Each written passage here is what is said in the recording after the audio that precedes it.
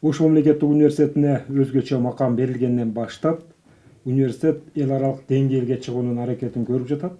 Бул багытта илим изилдөө иштеринде өзгөчө бир темп менен жумуштар аткарылып атат десек болот. Биз бүгүн кеп кыла турган тема этнография багытында кандай жумуштар, кандай илим изилдөө иштер болуп атат. Бул суроолорго жооп берүү үчүн университетибиздин тарых факультетинин этнографы Айтбаев Тажибай агай студиябыздын коногу. Агай куш келипсиз.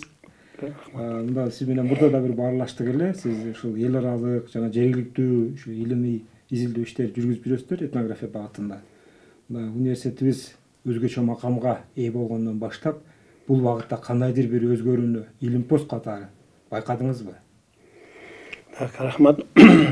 Биз Ош мамлекеттик университети өзгөчө макам алгандан бери бул бир гана университет эмес, мамлекеттик деңгээлде да көп иштер көңүл бурулуп жатат да.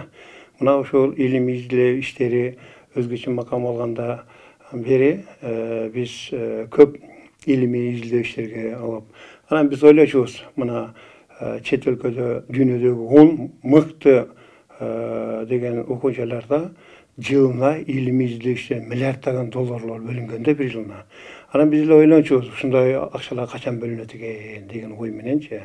Анан мен мына 3 жылдай болуп калды, биздин Ош мамлекеттик университети дагы ушундай эле эл аралык университеттен кем калбай, өзүнүн ички гранттарын бөлүп, акчаларды бөлүп, мына 1-2 жылдын ичинде биринчи 14кө болсо, аз болсо 20дан ашык илимий долбоорлор иштеп жатат.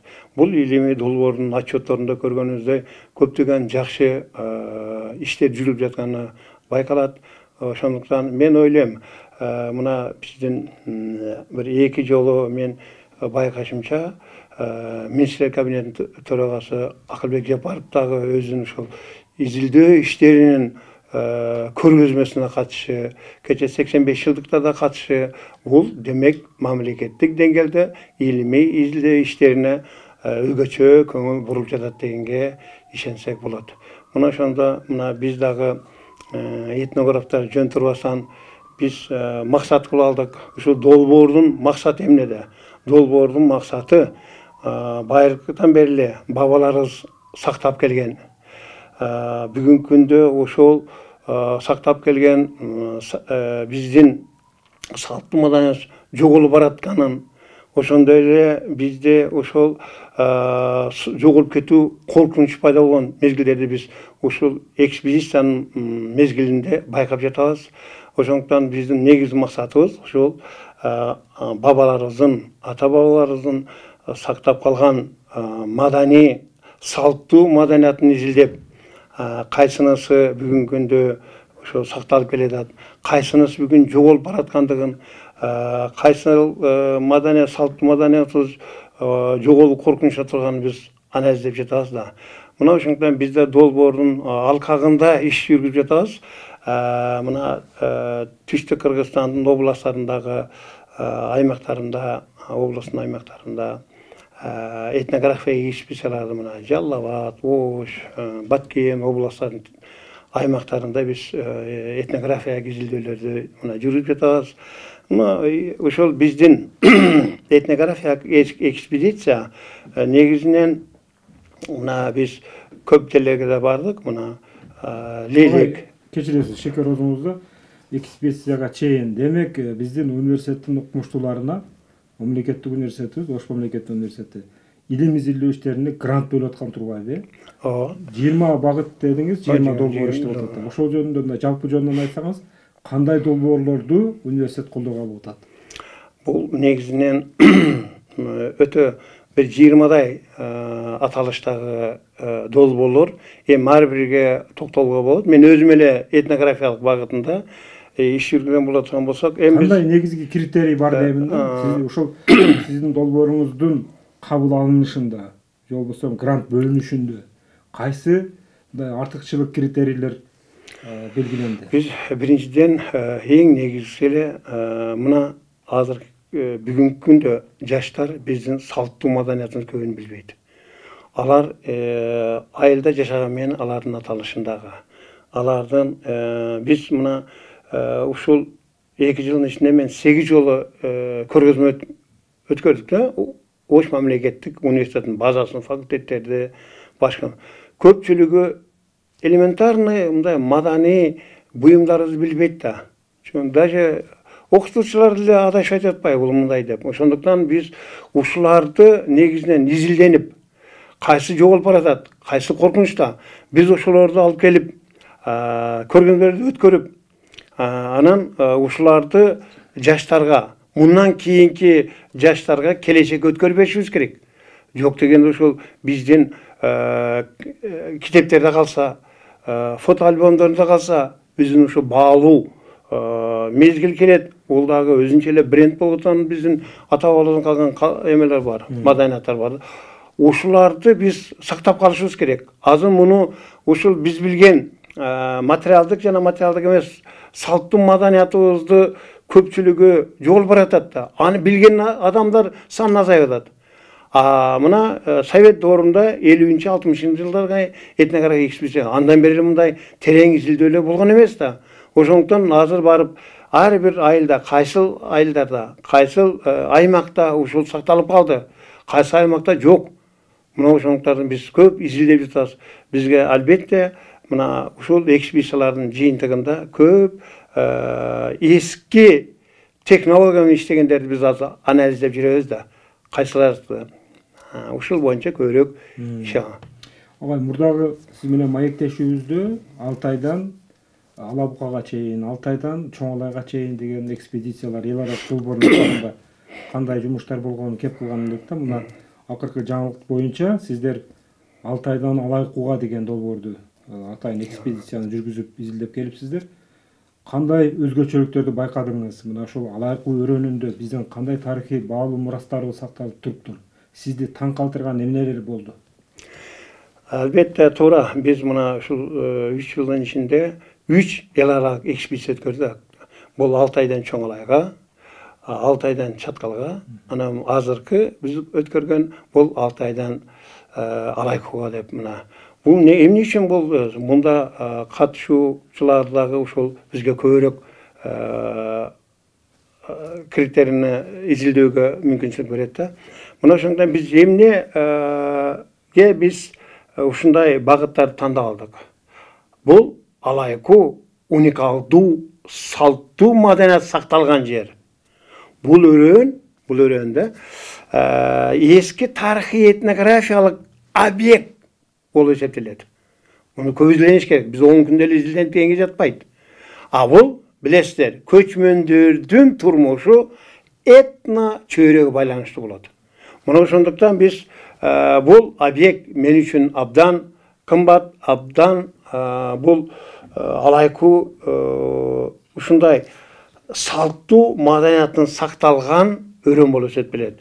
Мен мисалы үчүн башка өрөөндөргө караганда ушул жердин салттуулугу. Мына кыргыздар, биздин ата бабаларыбыз конок келгенде кел деп тосуп алып, дасторконун жайып, нанын коюп, майын коюп, айранын коюп, тосуп алып, анан актыктан кымызын берген да.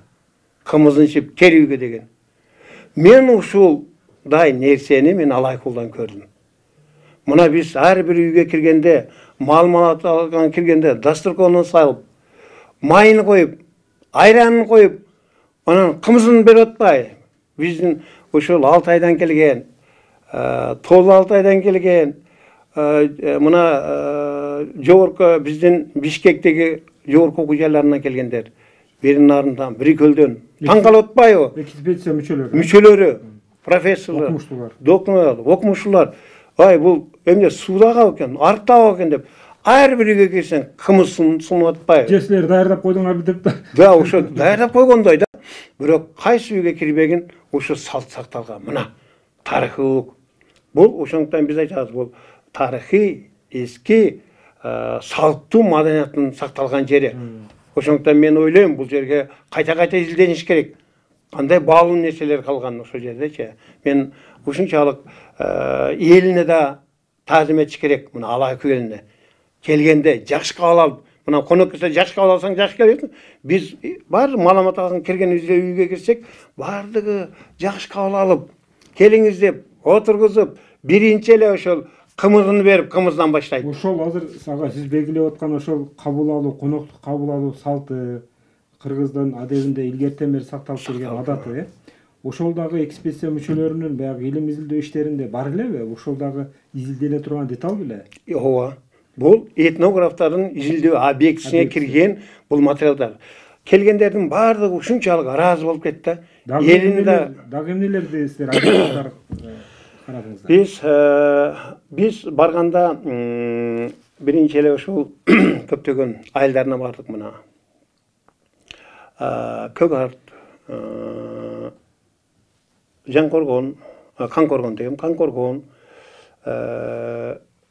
ушул көбүндө барганыбызда бардык элдер жаш кабыл алышы. Андан бери келип туруп биз жигит, күйөө жигит, күйөө жигит айылы. Айылдын аташы. Аташан. Кочатын айылы. Анан Ойтал айылына бардык, ошондой эле Көңдүк айылына бардык. Бардык жерге барсак ушунчалык. Анан бир бизде эмен составында, экспедиция составында мына бул Иван Иванович Назаров деген бул Алтай университетинде алдыда этнограф, декан, ошол институттун директору. Ошондой эле Тоолу Алтайдан келгендер бар. Сурна Сарбашева, Вера Кадыева дегендер келишип, ушунчалык аларда таң калды да ушул өрөндүн. Бул өрөн кандай өзү? Географиялык жайгашуулук кандай? Мына Алайкы өрөнүн ала турган болсок, Алайкы өрөнү бул ат башы менен чектелген. Бул жагы Кытай менен чектелген. Бул жагы Алай менен чектелген өрөн. Бир гана оор татаал жер бул жол. Жол маселеси оор ушундай кылган. Ушул жерде ушунчалык жакшы салттуу маданияты калганы бардыгына кубандырды. Бизде эми этнографтарда ар бир айылды жөө башты кыдырабыз, ар үйгө малмачын үйгө барабыз. Могу жерде бар экен деп ушундай. Ой, жанагы колдонгон буюмдары деп сурап калдым. Азыркы кезде дагы ошол кыргыздын илгертен бери колдонуп келген, мисалы, боз үй болсун, ээр чапмай болсун, комуз жасамай болсун, ошондой өнөрү сакталып калыптырбы? Ооба, албетте. Мени ушул таң калтырганы, ушул өрөнү мына Алайкыны уникалдуу деп атпайбызбы? Бул жерде мен буга чейин экспедиция жүргүздүм да. Мына Баткен, Лейлик, Алабука, Аксы, Чаткалда бул жерлерде көбүнчө мынчалык боз үй жасагандар жок да. Кээ бир жерлерде Кудай сактасын ушу боз үй жоголуп баратып коркунуч турат. Темирден каркастан тургузат болот. Ушуларды көрүп салттуу боз үйдү көрө алган жокпуз да. А бул жерде ар бир айылында 3төн, болсом 7ден боз үй чапкандар. Боз үй жасагандар болот. Мына биздин кубандырган салттуу боз үйлөрдүн курулушу ушул жерде болуп атпайбы? Мына Алайкы өрөнүндө. Ошондуктан мына боз үй бул башка караганда бул жерде эмне көп жасайт экен да боз үйдү. Ар бир айылдан ар бир айылдан боз үй жасаганды жолуктурсак болот. Ошондой эле бул жердин эң негизгиси өзгөчөлүгү боз үйүндө.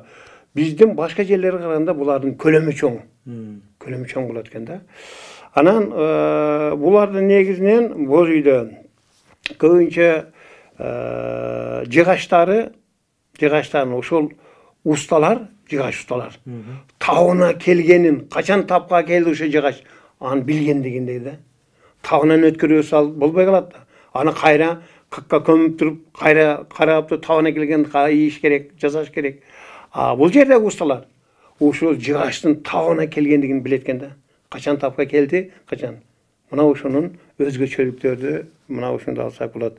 Анан эң негизгиси алар көпчүлүк жерлерде боз үйлөрдү станокто жасатпайбы азыр. Алар колдо жасатпайбы мына. Салттуу. Вот. Эски ыкма менен жасалат. Мында сиз айтып кеттиңиз, боз үйлөрдү көп экен жасага салыштырмалуу түрдө, көп жерде жасайт экен, устасы көп экен да. Демек, колдонуу да ошончо көппү. Булар же сыртка сатып атабы? Yok, olar köpünçe Yaşayt eкен de. özleri togo çıkıp yaşaganda emede özünü paylanıp emelatken. Biz hem bayağı uşunça sattık dep bolot. Men Issıköl'dün Kızıltuğusuna barganda alarkı satууга dayırlaytkan ayerde. Bizde bu yerde andaydı ança baykaganыбыз жокпуз. Булар өзүнүн пайдаланууга өзүнүн көбүнчө толуу жер да алайкы ошондуктан бул жерден. Анан bunun дагы бир өзгөчөлүгү бул боз үйдү биринчиден баягы салттуу менен жасайт атпайбызбы? Экинчиден ушул көчпөш үчүн бозго эрменди түтөтөт экен да баягы. Биз ысыр салатына түтөтүп, эме кылып турган аларды. Анан өзүнчө кое турган жайлары, өзүнчө жасап баягы көчпөй турган болуп жакшы жерге ачык эле сактайт экен булар. Анан ушул кыргыздын салт санасына тиешелүү дагы кандайдыр бир сиздерге таң калыштуу болгон нерселер байкадыңыздарбы? Же болбосо бир тойлоруна дейбизби, ушуна бир маарекелерине катышкан учурда болдубу? Туура, бул жерде көбүнчө мына тойдо бардык Кыргызстан территориясына баягы жакшылыкка той кылат, анан суук аш болот. Буларда көбүнчө ушул тойлорунда жана жылкы соют экен, көбүрөөк жылкыны пайдаланат экен. Анан ушундай эле мунун өзгөчөлүгү эт тартуу маданиятында, мына учалаш деп коет экен да. Мисалы үчүн учалаш дегенде ошол жерде мисалы үчүн көңдүк айыл менен ойтал айыл боло турган болсо, ойталдан келгендерге уча тартат экен аксакалдарына. Мына учалаш деген бар. Жанагы көңдүктөр ойтала келсе, алар темен тартат экен ошол алага уча тартат. Мына учалаш деген. Анан учаны тарткандагы бир өзгөчөлүгү буларда жанагы учаны алып келип биз көрүп жүрбөйбүзбү? Алып келип бир кичине жерден ооз тийгизип коюп туруп анан көтөрүп кетет. Ал жерде андай эмес экен да. Учаны чоң аксакалды алдына койсо, ал керектүүлүгүн кесип алып туруп анан ошо билген бөгөлсү жакшы билген эмеге сүрүп коет экен да. Ал акырын баардыгы бирдей кылып баягы эме таратып, андан ашканын учаны өткөрбөйт экен. Андан калган үйдүн ээсине калып калат экен да жана уча. Сөөгүчү мына учанын ошол жерде калганы. Ал жерде дагы ушундай өзгөчөлүктөрү көп. Анан бул тоолуу жер болгондуктан көп ошол жылкыга, карамалга азыраак эме кылат экен.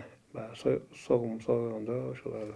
Агай, сиздердин мына ушул илим изилдөө ишиңиздер өлкө башчыбыздын, президентибиздин ушул нарк населди сактоо боюнча бир нече указдары кабыл алынды да. Бул багытта бүгүнкү күндө мамлекеттик катчы дагы жогорку деңгээлде иш-аракеттер жүргүзүп атат. Демек, университетибиздеги мына ушул долбоорду ишке ашыруу бул мамлекеттин саясатына дагы абдан бир мындай туура келип аткандай болуп атат да. Албетте туура. Биз жанагы өлкө башчыбыздын жанагы сана боюнча нарктуулук боюнча өзүнүн баягы указын чыгышы бул бекеринен чыккан жок. Биздин сарттуулук барган сайын ушуларды изилдөөгө бизге да мындай дем берип атат да. Жана жогоруда айткандай биздин министр кабинетинде төрагасынын келип өзгөчө кызык болушу, бул дагы мамлекеттин бул багыттагы саясаттагы туура эле багыт деп мен эсептейм да. Ошондуктан биз мына барган сайын биздин ушул алайкуу жергесинде бизден бир жактуу эмес да. Мына бири боз изилдесе, бирөө жанагы шырдакты изилдейт, бири мал чарбачылыгын, бири ушул өзүнүн жанагы санжыранын изилдейт. Мына ушул комплекстүү изилдөөлөр мына биз бардык да. Мына бул жердин дагы өзүнүн өзгөчөлүгү мына бир эле алсак мергенчилик. Мергенчилик жакшы өнүккөн бул жерде. Тоолуу болгондуктан мергенчиликте жанагы информаторлордун маалымат берүүчүлөрдү карасаңчы, алар айтат, биз эч качан дейт, сөзсүз түрдө мергенчи шамалдын багытын билиш керек дейт. Анан ошондой эле бул жерде көбүнчө Жанагы адамдын кээбилер үнү жоон болот го. Ошондуктан жоон үндүү адамдарды ээрчишпейт экен да. Өй, бери кара деп үн кетип калат да баягы шамалда. Ошондуктан баягы жаныбарлар сезишкен да. Ошондуктан жоон үндүү адамдарды мергенчиликке албайт экен. Анан ушул жерде көбүнчө кийикке, ошол мезгилде карышкырга, кулжага, текеге ушундай аңчылык кылат экен да алардын көчү. Анан аюуга да көп бир эмелерди айтып кетишти. Ушунда бирөө айтат баягы, бул кулжа дейт, кийикти мына илбирс бар дейт. Илбирс bir жылда 200 эмени кийикти жеп коет дейт. Илбирс эми баягы кан сору эле кете берет өлтүрүп. Мына ушул эмеде. Анан көбүнчө бул жердин дагы географиялык жайгашуусу дагы ошого келет да. Бирок бүркүттү анча биз байкабадык баягы эме кылганда мергенчиликте. Анан дагы бул жерде колоночулугун ала турган болсок, комуз деле көп чыгат экен. Биз башка өрөндөгү мына айтып кеттим го, Лейлек, Баткен, Алабука көп жерлерге барганбыз. Комуз мындай чапкандарды араң издеп табабыз да. Бул жерде комуз чапкандар көп экен да. Демек комуздарды кандар көп. Көрдүңбү? Таланттуулар көп. Анан бул жерде дагы фольклор боюнча азыркы мезгилде мына кошокту алсак, кошок биздин ушул мен азыр атаган жерлерди көбүн кошокчун табыш өтө кыйын. Мына Лейлекке барасың, Баткенге барасың, Аксайга барасың, көпчүлүк жерлерде ушул кошокчулардын саны аз табыш. Бул жерде кошокчу көп да. Көрдүңбү мына? Өзүнүн калышы. Кошоктун бул жерде нукралуулугунда. Ошондой эле мунун тексттеринин, ар бир тексттер бар эмеспи? Тексттеринин өзгөчөлүгүндө болуп атат. Айтылышында болуп атат. Оригиналдуу сакталганда буларда. Мына ошондуктан бул кошокта акыркы кездерде туура кээ бир субъективдин объективдин себептери боюнча ачылбай калып атпайбы? Диний көз караштар жанаганда ал мында кошокту бүт ушул өзүнүн күбөсүн даңгазалап, ал кандай адам эле элге ушу жеткиргенди кошок менен баласына же ушундай же кыз апасына кошок айтканда сөзсүз айтылып келген булар. Эми барган сайын. Бул жерде кошок сакталып калган. Даже эркектерден да уктук дейт жазган. Бизде өзүнчө мына Жалал атан бир өнөр деген эжекебиз, ал кошок жыйнайт да. Бүт ошонун өзгөчөлүктөрүн жазып. Биз менен чогуу мына эмеден Баткен университетине бирөө ушул алда эле этнограф. Биз айттык го, толук этнографтарды гана биз жыйнап ушул экспедиция алып барып эме кылабыз. Ага эми ушул чогулткан материалдардын келечеги кандай болот? Сиздер ошол элимиздин жыйынтыгын кандай пайдаланасыздар? Эми бул мындай да.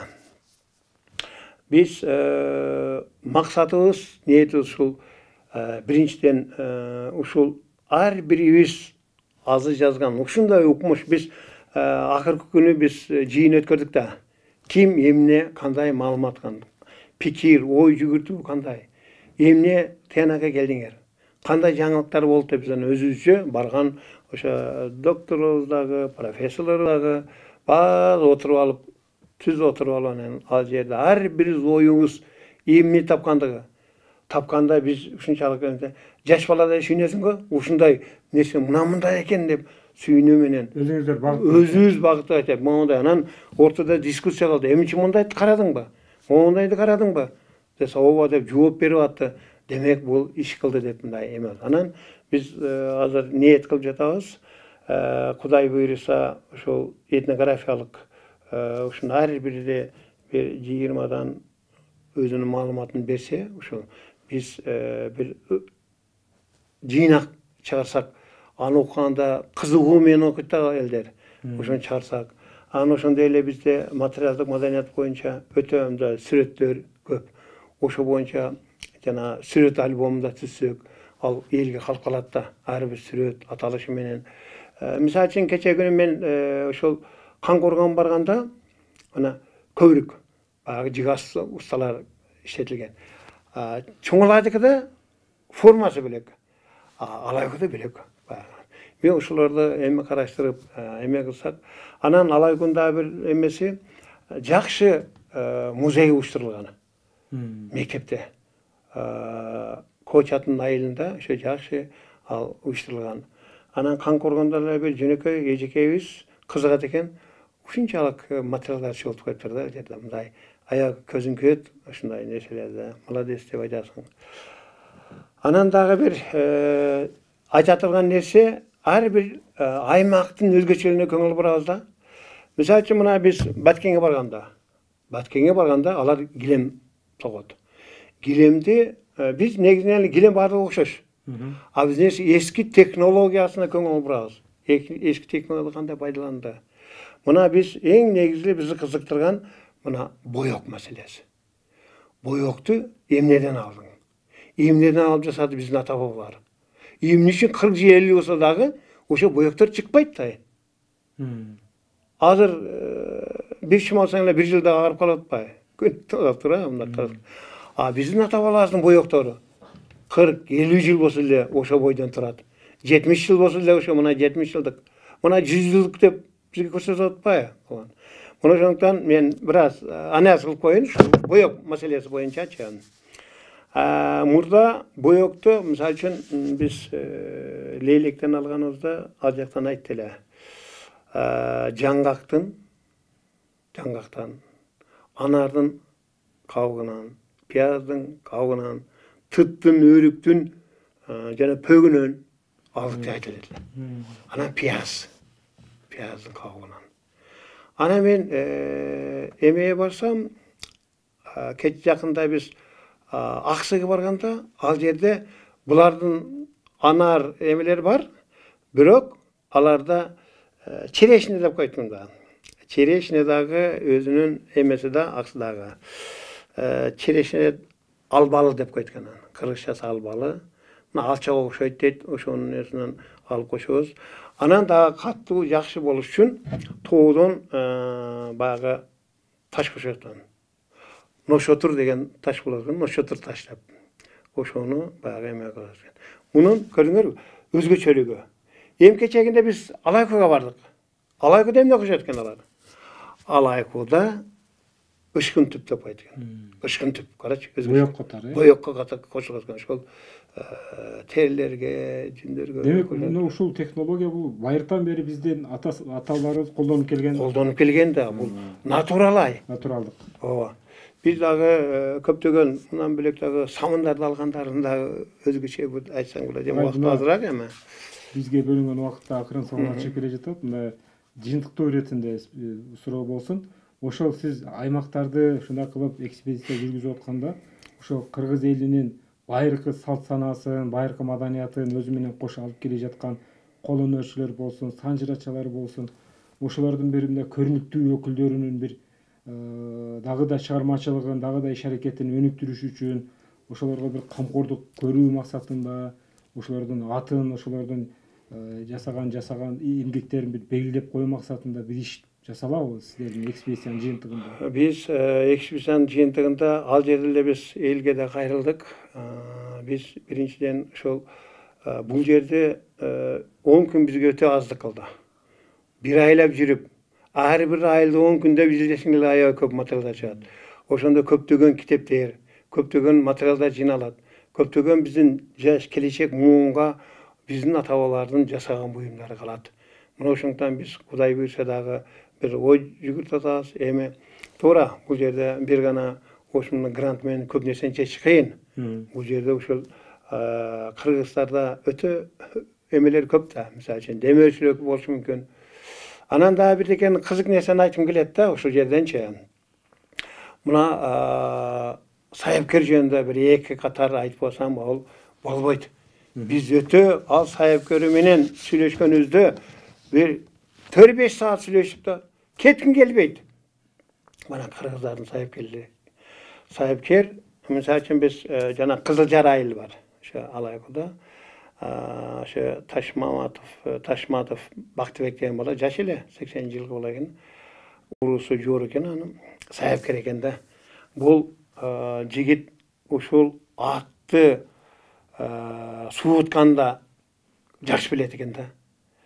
Анан аны качан чөп берүү керек, kaçan anı su beriş gerek, kaçan uktatish gerek. Ошондой эле жылкыны ичиндеги майын билеткенде качан майын кетириш керек. Ал деген жана күлүк да.